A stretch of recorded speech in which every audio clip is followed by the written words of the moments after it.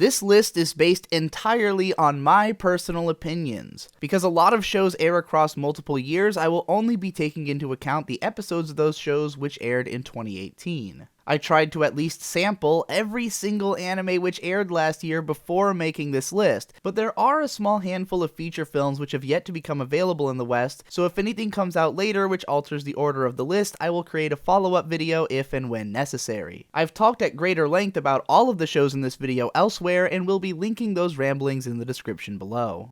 More than previous years, 2018 represented the continually shifting tide of anime production. While there were fewer shows that I considered worthwhile than there had been in 2016, and much fewer things which actually cracked my favorites list than there were in 2014, ultimately making this the weakest year that I've made a list for, it was the specific trends which emerged in 2018 that fascinated me the most. The most unique ideas with the highest quality presentation came from major studios doing Netflix originals, yet most of these came up short in the screenplay department. Chinese co-productions continued to escalate in quality, with several looking significantly nicer and more interesting than most of what came out of Japan. Web shorts continued to thrive and to become more diverse in length and presentation. Background art seemed to suffer across the board as more and more productions relied on cost-cutting digital techniques to generate the same types of generic backgrounds over and over again, even in some of the better series. On the flip side, more and more of the best studios are turning their attention towards feature films, with much higher profit margins and increasing likelihood of seeing limited theater release worldwide. If I had to characterize the year in a single word, it would be transitional. With studios opening and closing left and right, and an ever-increasing number of shows per season, it seems like the industry is making slow strides towards shaking itself up, and I can only hope that as the dust settles over the next few years, we'll see the bar for quality animation being raised once more. In the meantime, let us celebrate the works which actually managed to break the mold in some way over the course of the last year, starting with some honorable mentions. Last Period and Zombieland Saga, while both inconsistent in quality over the course of their runs, contained some of the most brutally scathing yet uproariously funny critiques of the current state of the anime industry that cynics like me crave, with the rap scene from Zombieland Episode 2 easily going down as one of the most memorable moments in 2018 media. Each was also home to some of the year's best character designs, from Zombieland's ultra-expressive slapstick zombie cuties to Last Period's endless onslaught of extras, seemingly tasking itself to adapt every single card from the mobile game into animation. Neither of these shows is for everyone, and will likely disappoint even the people that enjoy them most with their weaker episodes, but if they look like your thing in the slightest, they are worth the effort. If you're a bit more of an edgelord, 2018 had you covered in spades, but the best of the bunch for me were Maho Shoujo Site and Doreiku, either of which had fun, crazy as hell storylines with some of the best casts of characters that you'll find in the world of Wild Edge Fests. Both are just self-aware and tongue-in-cheek enough that they won't offend more forgiving sensibilities, and are kept exciting by sheer force of how much madness they try to cram into their stories. While I'm generally not the biggest fan of the edgelord aesthetic, and both of these are, at the end of the day, plenty goddamn dumb, I didn't regret my experience with either. After the Rain was a sweet romance about a headstrong young woman pursuing her middle-aged boss at a family restaurant as a romantic interest, and both of them reawakening to the passions which they've tried to set aside in the process. It's slow and cute and drop-dead gorgeous to look at, but doesn't make what I would consider a satisfying amount of narrative progress in the 12 episodes it adapts worth of a 10-volume manga. Still, if romantic comedy with slick animation sounds like your cup of tea, you are likely to get something out of this one. Takunomi was my favorite ultra-short series from 2018, somehow functioning primarily as a beer advertisement, while also delivering just enough cute women getting drunk and lusting after one another to pair just right with my favorite fizzy beverages. Recommended only to drinkers. Megalobox was an exciting hype vehicle with my pick for the best OP of 2018. With a throwback art style and a straightforward underdog narrative, it punched its way into the heart of anyone craving badass masculine imagery from anime once again, along with diehard fans of the classic Ashita no Joe, which it was created in homage to. While a few of the early fights amounted to some of the outright best episodes that I watched last year, the show does get shakier in its later half, with a story that ultimately wasn't that intriguing, and kind of a letdown of a final battle compared to what had come before. But if you're someone who would rather watch a show that looks like this than something steeped in modern sensibility, then this series will likely serve as a salve and keep you returning to it for years to come. Hisone Tomaso-tan had one of the most creatively bizarre concepts of the year, starring an immediately lovable, over-honest, and awkward young woman who finds herself piloting a dragon dragon that is also a fighter jet. With the quirk factor on characters and story beats turned up to 11, you can never really be sure what the hell this thing is going for or what point it's trying to make, and sometimes it reaches levels of frustratingly unrelatable, but thanks to clever dialogue and refusing to take itself too seriously, it's usually a fun ride, and definitely one of the most original things that I watched last year. That about does it for honorable mentions, so now let's get serious and go straight into the meat of the top 15 anime of 2018. Number 15. That time I got reincarnated as a slime. Isekai anime is a dime a dozen at this point, and if you've seen a few of them, you've basically seen slime. A guy gets killed and transported to a generic fantasy world wherein he's absurdly powerful and begins fundamentally restructuring their society. Only he's a monster, so the main focus of the world building initially is more monster focused. It's a little bit of Overlord, a little bit of Log Horizon, a pinch of No Game No Life, a dash of Demon Lord, and a spattering of Yojo Senki, and nearly identical light novels and manga are constantly sprouting up at Barnes & Noble with increasingly ridiculous titles. Suffice it to say, Slime Isekai is neither anywhere near the most original anime of 2018, nor is it even the cream of its genre's crop, but it's still pretty good. Perhaps most unique about this isekai is its charmingly positive and approachable attitude, and almost comfy slice-of-life characterization. It's not that the plot doesn't move, in fact it moves fairly quickly, and plenty of violent and even dark things happen, but rarely is any of it dwelled upon or played up for edge factor. If anything, it's kind of impressive how well the show can maintain a happy-go-lucky vibe while still managing effective dramatic moments. What results is a kind of mirrored version of Log Horizon. Whereas that show takes a densely complex and gung-ho approach to establishing an idealistic libertarian society inside a video game world, Slime Isekai is a straightforward and laid-back approach to establishing an idealized communist society inside a generic fantasy world. I wouldn't say it's nearly as interesting as Log Horizon, as it's clearly much less focused or pointed and more written on the whims of its author, but it can still be fun to think about. Of course, none of that would have been enough for the show to make my list on its own. After all, many of these modern isekai would be better enjoyed in their original light novel forms or manga adaptations. Having had read and reviewed the manga's first volume, I hadn't thought it was special enough that I'd end up enjoying the inevitable anime adaptation, but the stunningly unique and experimental visual presentation of its first episode rapidly changed my mind. Most of the show is a bit more average, but there were always enough gorgeously framed compositions, perfectly timed jokes, and nicely choreographed action sequences to keep me interested in the show from episode to episode. In a year where background art was suffering and the average isekai got away with animating like dog shit, Slime Isekai was a massive breath of fresh air, and I'll be looking forward to completing its second half as it wraps up this season.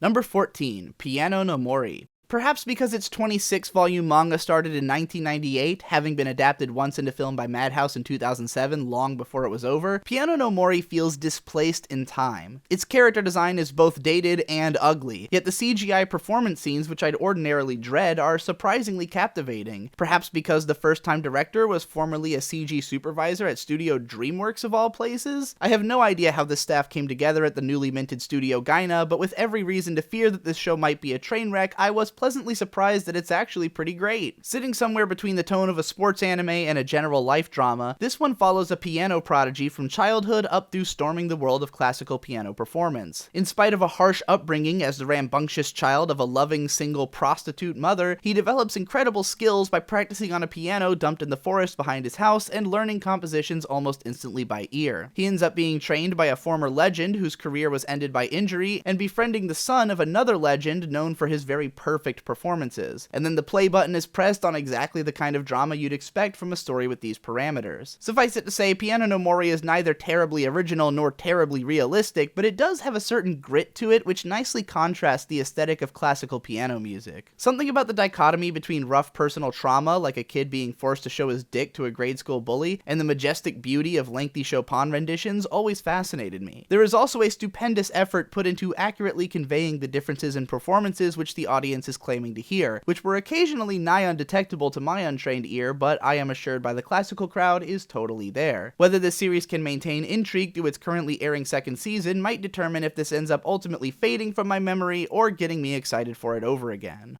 Number 13, Aggressive Retsuko. Modern anime has a tendency towards providing escapist fantasy, not so much charging straight into the heart of the audience's stress, but instead running away from it as far as possible. Agretsuko takes a different approach, facing these stressors head-on and seeking catharsis not in escape, but in release. It is a very literal bubbling over of inner tensions, a young office lady being brutalized by the adult world and taking out her frustrations through metal music karaoke, and yet unwavering, it never truly offers escape, because it knows that ultimately we still have to live in this world and deal with it at the end of the day. Many were impressed with the show's open feminism and staunch critique of workplace chauvinism, but the most impressive part is that it presents everything with unexpected nuance. Yes, the boss is a literal pig, but there is acknowledgement of how at some point he was a foundational block in allowing the better lifestyle of the younger generation to be possible. No, it doesn't excuse his actions, but in this series no one is excused. Everyone is critiqued and everyone is flawed, no matter how much you want to take their side and see yourself in them. Complaining to HR about your fellow employees doesn't erase them from the face of the earth. There are no easy victories, no battles which simply end, but a continued push and pull of ideologies between imperfect people trying to coexist. It's also hilarious, and won't take up a lot of your time, given it's a mere 10-15 minute episodes released in a Netflix bomb. Everything is adorable as you'd expect from a Sanrio production, yet the designs ooze with personality and distinctness, and are animated in kind, even in spite of being a bunch of flash puppets. There are legendary musical performances across the excellent soundtrack and a surprising number of memorable characters for a series with such a short runtime. I would be shocked if we don't see a second season of this next year. Number 12, Mirai of the Future. Mamoru Hosoda's latest family adventure is, if not the most interesting or exciting film in his catalog, at least the most unique. It's a series of vignettes focused on a 4-year-old boy and the changes brought to his life from the birth of a younger sister, and who is visited in a Christmas Carol-esque way by past and future selves of his family members trying to teach him lessons about his actions based on their own experiences. The result is bizarre and a little bit confusing, but on the moment-to-moment level, it's a pleasant experience with no shortage of endearing sequences. There weren't many anime that I could say this about in 2018, but what's stuck in my memory the most were particular animation cuts which just looked so damn good. We're living in a time where it's no longer a given that even animated films are going to contain any legitimately memorable animation, but Hosoda's Studio Chizu has yet to falter on this front. Even cooler though is the immaculately designed marvel of architecture that is the family's house. Everything about how this movie functions kind of boils down to the house's layout, from the pacing of scenes to the way that they're navigated by the characters. It very literally lays the foundation for the lives they lay out there, and gives such a distinctive impression that I feel like I can only get the feelings of this movie from this movie, whether those feelings are actually strong enough for me to say that I really loved the film or not. My real impression is a little bit on the rocks, but I'd definitely be down to watch this again and try to dive into it a little bit deeper. Number 11, Pokemon Movie 21, Minna no Monogatari. I definitely wasn't expecting the best written Pokemon film ever to come out in 2018, but here we are. While lacking the cinematic scope and lavish presentation of some of the earliest films, Movie 21 sports an airtight script built around a lovably memorable ensemble cast which even pushes Ash himself damn near into the background in terms of relevance to the overall narrative. It's a creative story which really had to imagine the entire history of a small town and its human Pokemon relationships to work. While straightforward in its broad strokes, it is almost chaotically complex in how everything that happens is the result of compounded character motivations and misunderstandings. Honestly, the closest parallel I can think of in anime might be Bakuno's Flying Pussyfoot arc, but with an obviously very different tone given that this is in fact a Pokemon movie. Aesthetically, the film is unfortunately a bit all over the place, which is the biggest thing dragging it down for me. While the character designs of the main cast are all fantastic, and much of the actual animation is a joy to behold, the backgrounds they're drawn against are comparably generic and uniformly put through this weird hideous filter that doesn't match the art style on top of it. While effects animation is great even in big CG scenes, the character models used in crowd shots are absolutely atrocious. It's a movie which, if you asked me if it looked good or bad, I would just have to answer yes. Still, I was unbelievably entertained from the very start to the very finish and legitimately cared about the story, even finding myself a little moved from time to time. As a longtime fan of the franchise, I especially appreciate the decision to fixate primarily on Johto region Pokemon and the extensive and creative use of Pokemon and their powers. You get to see a hell of a lot of different species using their diverse moves to at times directly influence the plot and constantly to fill in its little details. Pokemon is at its best when it's clear that the world itself has been built around the existence of these creatures, and you'll rarely feel that more than in this movie. I can't say that non-fans of the franchise would likely get anything out of it, but if you generally care about Pokemon and have an affection for the anime, this one is worth your time.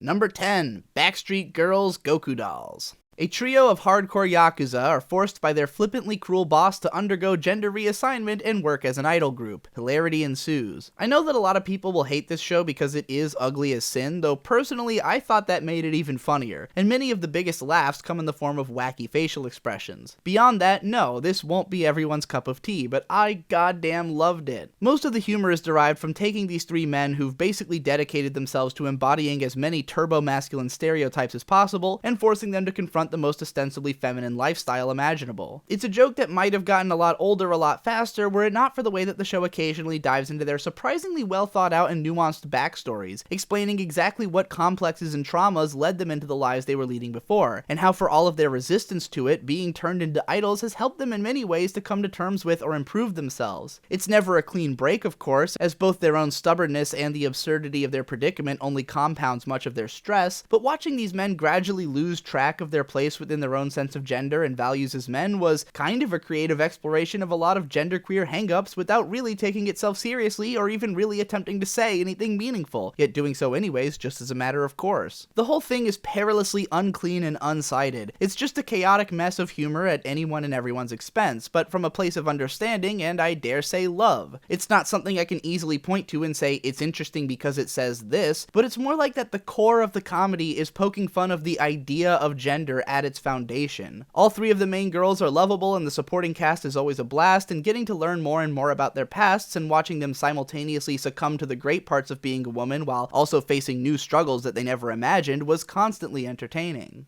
Number 9. Penguin Highway.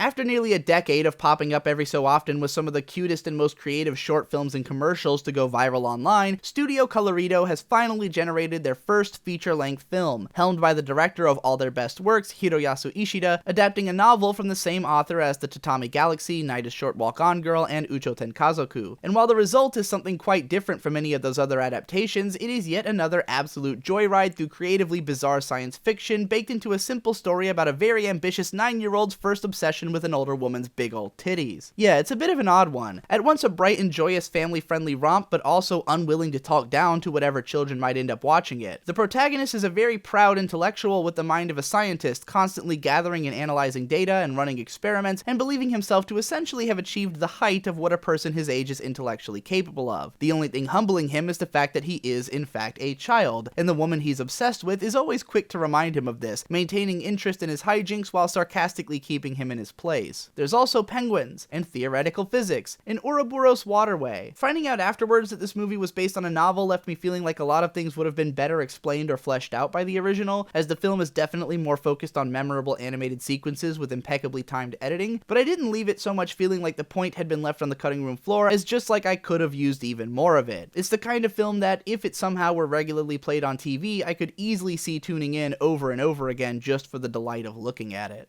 Number 8. Aikatsu Friends. It is perhaps understandable that the rich world of Japanese children's media rarely crosses over into the popular consciousness of English-speaking anime fandom except among a dedicated sect of rabidly hardcore fans, but as someone who grew up obsessed in particular with the Pokemon TV show, I don't find it so difficult to be engrossed by these charming and colorful stories of ludicrously ambitious children doing their best at everything. While Precure has found its adult audience through impressive action sakuga, Aikatsu faces an even greater uphill battle as an idol show fixated around extensive and repetitive CGI dance sequences. All I can tell you is this: I generally hate idol shows and CG anime, but I adore Aikatsu Friends. I don't expect people to get much out of this if they have no interest at all in fashion design or don't find the show's aesthetic generally appealing, but the outfit designs in this series are absolutely incredible, and it doesn't skimp out on cramming as many of them into each episode as it possibly can. It's an all-around great-looking show, with the biggest shock of all being its phenomenal CG character models. No joke, I think these might be the best-looking and best animated 3D models that I've seen in a TV anime, to such an extent that I'm almost more excited when they're on screen than in the 2D parts, which is important because you do have to watch some of these dance sequences a number of times. But that's okay because the songs are all good and have some surprisingly interesting lyrics to boot. The ED is even iPod worthy. More than anything though, it's the strange mentality of Aikatsu which makes it so engaging. Whereas other kids shows are likely to star relatable protagonists, Aikatsu stars comparably aspirational ones. These middle school girls are acting, singing, performing, doing commercials, commercials and radio shows and magazine articles and MCing and just basically living out more fulfilling careers than any of us are, our main character has a goal of making 1 million friends and is well on her way from the start of the series, each of these friends representing actual usable connections in her everyday life, and her BFF is a marketing genius who can commodify everything she touches. If I wanted something to show my future children which I felt would sincerely prepare them for succeeding in a modern capitalist society, I would go for Aikatsu. Number 7. Pop Team Epic. Speaking of marketing, Pop Team Epic was literally developed as a marketing gimmick, and it's absolutely genius. At the core, it's adapting a long-famous Japanese webcomic series which was, in itself, already a sort of Pepe-esque internet meme, but it stacks on top of this infinite small gifable moments and every depth of anime reference in the name of guaranteeing its weekly presence on AniTwitter all throughout its airing. But what made the show truly great, aside from often being funny, is how it uses this whole marketing shell to prop up some of the most absurd, bizarre, and downright unacceptable art styles ever to make it to television. As a general proponent of all things distinctive, it was not only a joy to see such subversive stylings in a somewhat mainstream context, but to then also be treated to animation styles that I hadn't even considered the possibility of, being delivered with an amazingly sure hand. It really felt like this show existed primarily to give an audience to some of these impressive art styles that wouldn't be able to find a stage on their own. On top of all that, it just had some of the most memorably bizarre gimmicks of all time, like each episode actually being the same episode twice, but once with a revolving door of girl voices and then again with male ones. It's not that this made the show better or worse per se, but it was certainly interesting and unheard of. Add to that one of the year's best OPs and you've got the premier mimetic comedy of 2018. Number 6. Planet With. Created, written, and storyboarded by cult-beloved manga author Satoshi Mizukami, best known for Spirit Circle and Lucifer and the Biscuit Hammer, Planet With sees him up to his usual tricks of packing big thematic ideas into little spaces with an almost blasé attitude about it. In this one, the human race is tested to find whether they ought to be controlled by higher races of psychic aliens via total absolution from inner conflict, or if they are capable of practicing the ideology of love and maintaining their personal freedom at the risk of allowing a potentially violent and warmongering race loose into the galaxy with their newly evolved psychic powers. That may sound like a lot of high-concept sci-fi, and it is, but the package it's wrapped in is one of clever, snarky dialogue, Fooly Cooly-esque bizarre design sensibilities, and a plot that disguises itself as a mystery when really it's just a character study. Plenty of said characters are well developed, though I would argue only a handful really stand out, and the action sequences are surprisingly well done considering the big, chaotically designed 3D mecha models. Planet With, in my estimation, is very much in the tradition of classic 12-episode anime originals which were much more common in the mid-2000s. It isn't necessarily the best at anything it does, but its amalgam of story and design choices results in something just unique enough and delivered with enough poignance to be a pleasant experience all the way through, and an easy enough watch to see returning to every handful of years. It might not seem quite so radical to readers of Mizukami's manga, who will inevitably see its weirdness as par for the course or even under-delivered, but if it can introduce new fans to that work, it'll have all been worth it.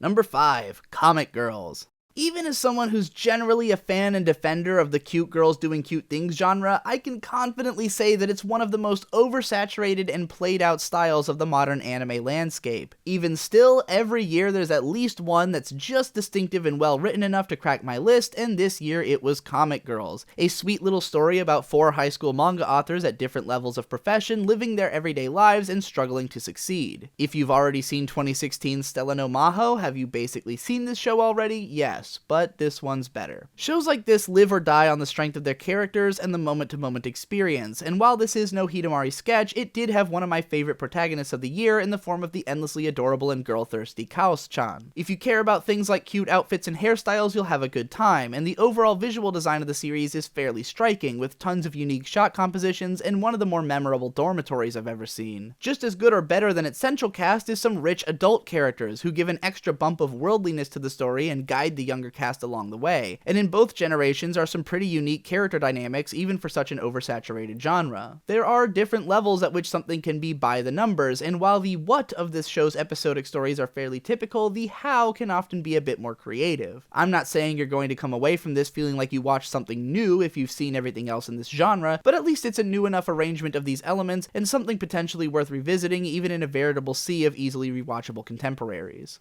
Number 4, The Master of Demonic Cultivation. After half a decade of increasingly prominent Chinese co-productions with decidedly anime slants, it was only a matter of time before one of them cracked my list of the year's best. Whether this even counts as anime may be debatable, but it's listed on Mal, and if I can take this opportunity to bring your attention to one of the year's best shows, then I will relish in it. Set in a mystical world of Chinese folklore and steeped in wushu wire food tradition, this was the most exciting, stunningly directed, and gorgeously produced action-adventure of 2018, hands down. Based on a downright epic yaoi web novel filled with phenomenal poetic dialogue and instantly memorable characters, anyone who likes their pretty boys to come packaged in a serious narrative full of batshit insane magical violence and Game of Thrones-esque intense clan power struggles will have a field day with this series. If anything might drive some away, it will be the crazy tone shifts between deliberately wacky slapstick comedy, atmospheric horror, slice-of-life character episodes, and full-scale bloody warfare, all with very distinctly Chinese sensibilities which often felt alien to me as a viewer with little familiarity towards that culture. Nevertheless, when the first 2 of its 15 episodes were basically 35-minute short films sporting far and away the best background art of the year and plenty of incredible action choreography, I was down for the long haul on this one. And while the character and world-building midsection could get a bit plottingly slow and at times somewhat confusing, once the narrative ball got rolling and the shit hit the fan, it was impossible to turn away. If you consider yourself an action fan at all, do not make the mistake of missing out on this series. You are definitely going to love it.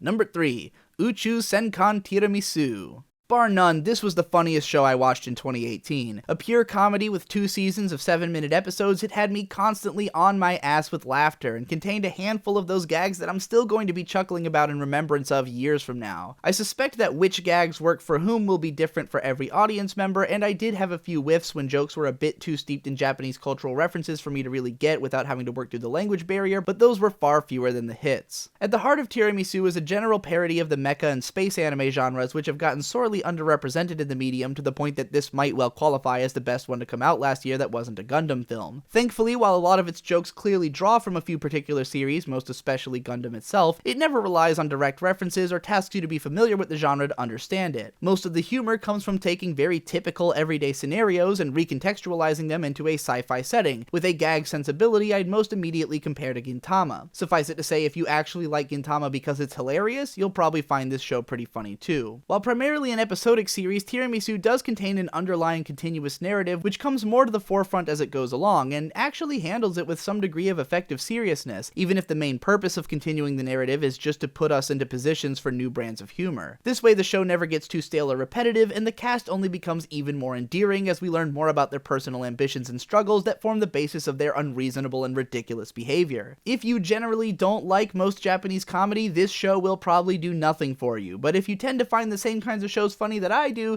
then you better not miss out on this one. Number 2, Devilman Crybaby. Masaaki Yuasa's modernized take on Go Nagai's classic manga is a lurid, trance-inducing trip through manic sex and violence pumped up to absurd heights as its gloopy, horrifying animation gives a new angle of creepiness to watching people horrifically die. Devilman has always been one of the emblematic visions of human darkness and pure apocalyptic edginess, and Yuasa's take does a lot to improve on the story's midsection in particular, tightening up the shonen battle element into something a bit more pointed and poignant that functions well as a series. Back at the start of 2018, I proclaimed it the instant AOTY, and it damn near held that title through everything I tried in the year. But if there's anything which kept me from loving it as much as I felt I should, it was fumbling the ending. Devilman has my favorite ending of practically anything ever, and Crybaby does not do it justice, nor does it quite live up to the sheer visual brilliance of Yuasa's back catalog with works like Tatami Galaxy or Kaiba. Nonetheless, it is still so gripping up to that point and checks so many of the boxes that made the manga so memorable to me in the first place that I'm hard-pressed to fault it too harshly. Overall, I loved the show. Granted, it has been over a year since I watched it, and I made a video of considerable length about it at the time, so I encourage you to check that out for my extended impressions. Now, let's talk about why it didn't end up taking my number 1 spot. Number 1, Sangatsu no Lion Season 2.